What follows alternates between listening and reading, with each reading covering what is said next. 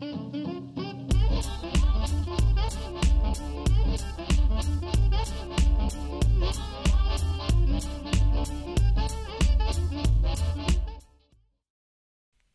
moms, welcome to another exciting episode of the Life Unboxed blog show, where we talk about all things a momtrepreneur, from raising your kids to running a business, and the most important one, keeping your sanity. I'm Jody the mom from lifeunboxed.blog, and as I always ask you every week, if you're enjoying this content, please let me know by leaving a comment below, or subscribing to the channel, or liking the video, or downloading and sharing the podcast wherever you are listening. Remember, I would love to hear your questions that you just can't seem to get answers. So be sure to let me know. So before we dive in, I have some very exciting news.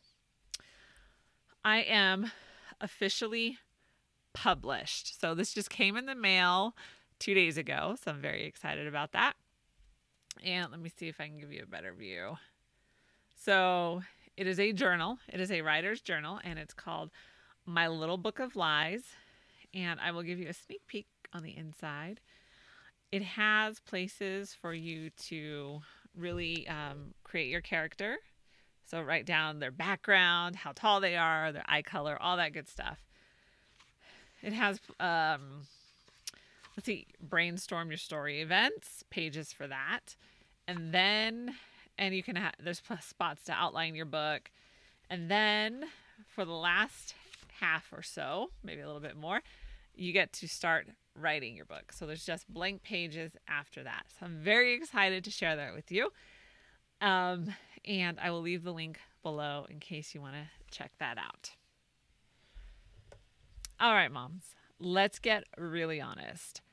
You know it's true, but you don't like to admit it. Sometimes you just have a bad day. Yeah, it usually happens because as a momtrepreneur, you feel like you carry the weight of the world on your shoulders. Like Atlas, everything depends on you. Then it happens. Something slips through your fingers or gets overlooked in the day-to-day and you make a mistake. Or in all of the beautiful chaos of what you do, a few things slide past you, and then the spiral begins. And the questions flow. Can I do this? Am I really capable of keeping all of these balls in the air? The self-doubt creeps in, and we start to feel like we are failing at everything. The tears may even start to flow at this point. But can we give ourselves permission to have a bad day? Bad day can come from so many places. It can creep in like a stealthy ninja or drop on you like a ton of bricks. Someday the puke is flying and you are being pressured from a client. Yes, that is a true story. So I am writing this script recovering from a few bad days. Now, I like to write on topics like this when I'm in the raw honesty of the emotions. But since I record and post a few months out, you can't tell when it's going on. So now that I'm recording, I'm out of this slump I was in. So you get the benefit of writing in the moment and then recording with hindsight. So yes, we all have bad days. You are Supermom. Yes, you are. I even made a shirt saying that. So link below if you want to check that out. It is easy to feel like everything depends on you. And if you make one mistake, all the dominoes start to fall. Do you remember setting up dominoes in a line and you had to do it so carefully, or even doing like maze designs and just so carefully so you didn't knock it over until you were ready, and then you just touched the first one and everything falls over? That's how it can feel sometimes as a momtrepreneur. One mistake and all the dominoes start to fall. So can we as momtrepreneurs remind ourselves of a few things. Okay, number one, nobody is perfect. Everyone makes mistakes. Remind yourself of that. Post it somewhere. Everyone makes mistakes. You, mom, are doing a lot. So give yourself the grace to have a bad day. Don't live there. Okay, we have to always say that. Don't live in your bad day or pitch a tent in it, but give yourself the grace to have one and then let it go. You are amazing. No one else can do what you and only you are uniquely qualified to do. Love and raise your kids. So now that you've given yourself permission to have a bad day, we're extending that grace to all other moms. You can have a bad day. Let's talk about what not to do when you have a bad day. So, in the midst of the inner turmoil and outer pressures, there are a few things that you don't want to do. All right, so let's talk about them. Don't bring your kids into your feelings. If your kids aren't the cause of your bad day, because let's face it, sometimes those little darlings are the cause, or, even if they are, don't take it out on them. Sometimes proximity makes it easy for them to feel the brunt of your day. So try not to do that. And number 2, this brings us to point 2. If you do happen to let your kids feel the full extent of your bad day, apologize and then move on. An apology to your kids can really go a long way to heal any hurt that you may have caused. And let's just be real. We're parents. We're going to make mistakes. We're human. So there's going to be times when we don't always do the best by our kids. So if that happens, humble yourself and apologize. Keep things in perspective. Don't let the circumstances of your bad day dictate your life. I am still working on this. So what you're getting is this process of writing it down and thinking through it critically so it can really get cemented in my own head. But the next time I have a bad day, I will probably forget everything I'm saying to you right now. I'm just being real. So it's easy to drown in the feelings that come from a bad day, but try not to do it. I'm not going to say don't do it. I don't know if that's possible. So we're going to say try not to do it. There are very few circumstances that demand your life to be consumed by them. So keep things in perspective. Let me say that one more time. There are very few circumstances that demand that your life be consumed by them. And finally, number 4, under our list of what not to do when we have a bad day. You can't control what people think, but you also don't know what other people are thinking either. So don't build up something that doesn't exist. So usually your bad day is usually caused by another person. Yeah. Let me know if like right now I'm thinking of times when I've had a really bad day and it's usually caused by someone else.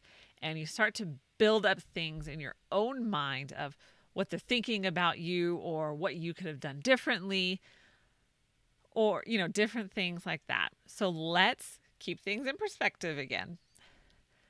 And you know what they say, people aren't thinking about you as much as you think they are. Remember that. You're not thinking about that person necessarily in the best light. You're thinking about that person in light of how they might be thinking about you. So you're thinking about yourself, even if you are thinking about somebody else. So just keep that in mind. And you can, and even if they are thinking about you, you can't control it. So go back to number 3, keep it in perspective. Now that we have accepted the fact that bad days happen, or remember the bumper sticker from Forrest Gump, when he was running? Uh, anyway, how do you handle it and what should you do? Okay, so let's go through my list of 6 things of what you should do when you have a bad day. And I know I'm breaking all of the rules. Usually they say to have 5 or 7 or 10, like those are the right numbers to have, but I came up with 6, so 6 is what you're getting. Number 1, go for a walk. So walking helps to release the stress hormone cortisol, and I will leave you a link in the description below if you want to read more about that. So it will help you feel calmer and in more control. So walking also increases your ability to problem solve. Yes, we can use that. I have some great ideas when I go for a walk. So when you're having a bad day, this is definitely an added bonus. So sometimes you just need to clear your head, assess the issue rationally. So lace up your sneakers, go outside, or hop on the treadmill and go for a walk and get that stress hormone out of your system. Number 2, take a bath. So this is by far one of my favorite things to do when I'm having a bad day. And frankly, I don't care if we're in the middle of summer and it's a 90-degree day, I will still take a bath. There's something about relaxing in hot water and reading your favorite book or watching your favorite show on your Kindle or iPad. So it distracts your mind and can help you to gain a different perspective. So there's that word again, perspective. So add some salt and your favorite relaxing essential oil. Mine is Valor from Young Living. And I don't really do the whole oil selling thing, like I'm sure all of your friends do. But if you are interested in learning more about the oils, you can sign up with my link if you want. Like Young Living is the only spot I've seen Valor. I think it is their brand. So, and it is legitimately one of my favorite oils. Okay, so we have go for a walk, take a bath, and read a book or watch your favorite show. Don't do anything deep in this bath. Throw some essential oils in there. Just let your mind kind of let go of what is bothering you. Next, number 3, sit in your room for 15 minutes and do nothing. Let your mind and body be at rest. Don't think about what's going on. Just let your mind relax. This will also help you to gain more perspective. And if you can get 15 minutes of quiet, this may also just help your whole mind overall. So sit in your room for 15 minutes and do nothing. And set a timer so you're not constantly looking at your watch. That's a big one. Number 4, essential oils to help you relax. And again, I will leave the link if you want to sign up or you have questions about them. You can let me know. I'm not an expert, but I do like the oils. I'll just say it like that. So sometimes you just need a little help to relax. And I actually wrote a post on essential oils for anxiety and just my postpartum experience with that and the oils that I use to help me kind of get through those first few weeks after having a baby and your hormones are doing nasty things to you. So here is my favorite recipe to relax. And you can find this on my Pinterest board or in the Just Moms, Just for Mom section. I will leave a link below so you can easily grab this and pin it to your own board. So I call this the Mommy Moment Blend. In a roller bottle, bottle, you want to add 25 drops of lavender, 15 drops of valor, 10 drops of vetiver, I can never pronounce that correctly, 10 drops of grapefruit or orange, 5 drops of release. If you don't have this one, don't worry about it. And 5 drops of cedar wood. And then fill it up the rest of the way with a carrier oil. I like to rub it on my wrists, inside my elbows, on my temples, the back of my neck, wherever. The sky's the limit. So, and I have found that it does help to just aid in the whole relaxation process. I am also a fan of peace and calming. This is a really good one. Stress away. And again, I think valor is one of my favorite oils for all of this. Actually, it's just one of my favorite oils, period. So try them out if you just need a little extra help to relax. Number 5, find a voice that is louder than the one inside your own head. Yes, sometimes that loud voice is encouraging you in your bad day, and it is just not helpful.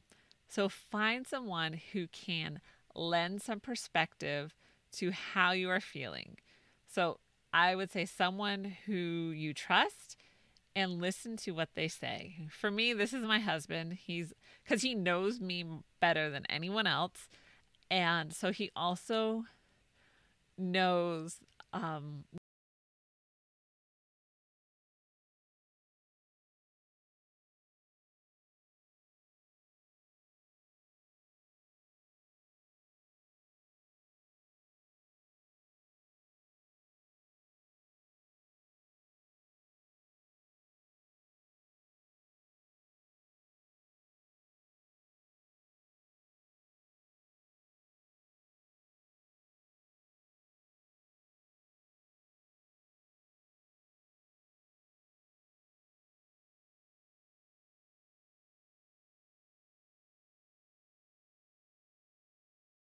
and you need to seek a professional opinion at this point.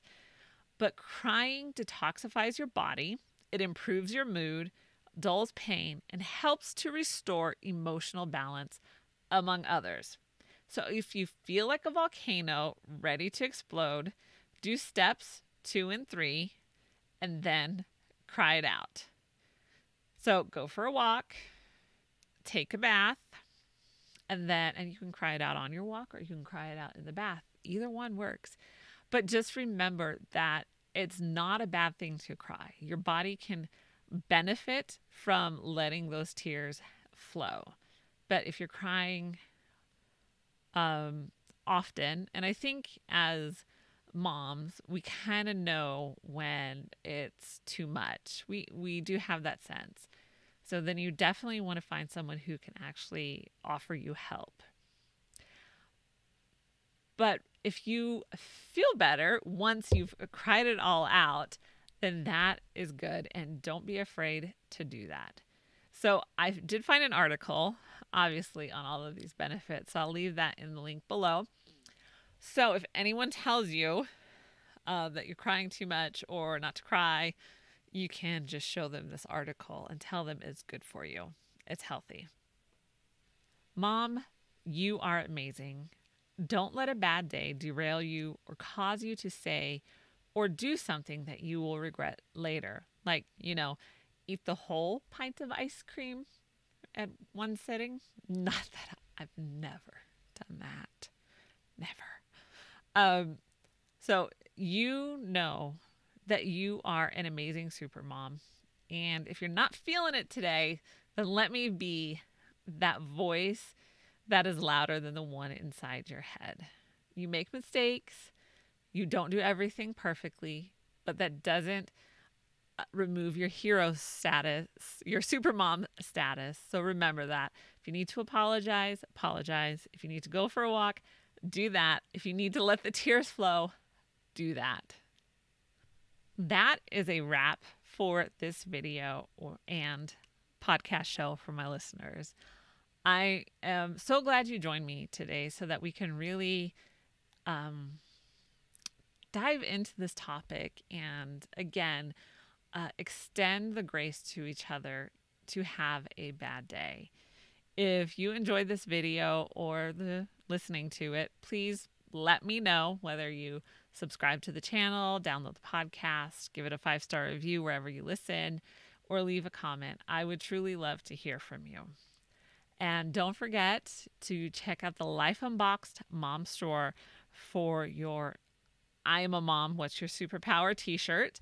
It's a very important one. And you can use code SUPERMOM to get 20% off the entire store. And be sure to follow me on social media, so Facebook, Instagram, and Pinterest.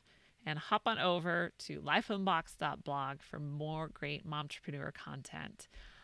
Yeah, and just to let you know, there is more content on the blog that I've written that I don't necessarily turn into a YouTube video or a podcast show. So definitely check out all the extra content over there. And I will see you in the next video.